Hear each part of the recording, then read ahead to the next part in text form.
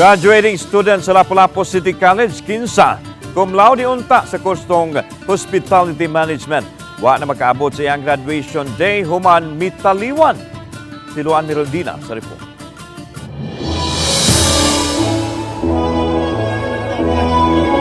Michael L. Alcoseba, Bachelor of Science in Tourism Management, cum laude. Daghan ang natandog sa pagpaso ni Teacher Juliet Hia sa entablado sa Hoops Dome uban ang iyang inahan niadtong Martes sa hapon, dala ang naka-frame nga graduation photo sa iyang manghod nga si Michael Alcoseba. Cum laude sa kursong Hospitality Management ang 22 anyos nga si Michael apan kapin sa 2 ka semana sa wala pa ang iyang graduation day, mitaliwan na kini tungod sa sepsis. Busa ang inahan ug ang igsuon na lang ni Michael ang midawat sa iyang medal ug diploma. Mihangyo ang banayng Alcoseba nga di lang sila magpa-interview ug respetuhon lang una ang ilang pagbangutan. Hinuon mitugot man sila nga mapakita ang mga hulagway ni Michael sa iyang graduation. Matod ni Dr. Nena Capitan, Program Chair sa Hospitality Management sa Lapu-Lapu City College, nga consistent Dean's Lister si Michael, sukad pagtungtong niini sa first year college.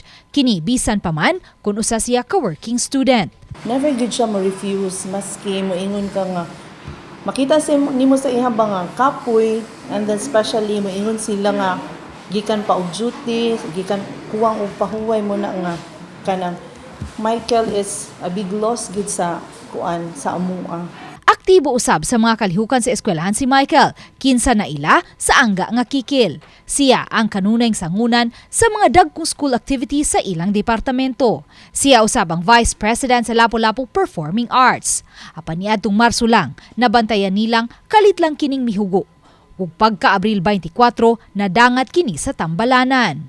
Pagka Mayo 11, mitaliwan na si Michael. Healthy man to siya, active kaayo, as in active good. Kami yun tanan, as in, shock yun mi. Kung kami nagdaham nga, inato na daay ka-worst ang iyang sakit ba. Uban ni Marlon Melgazo, Luan Miraldina,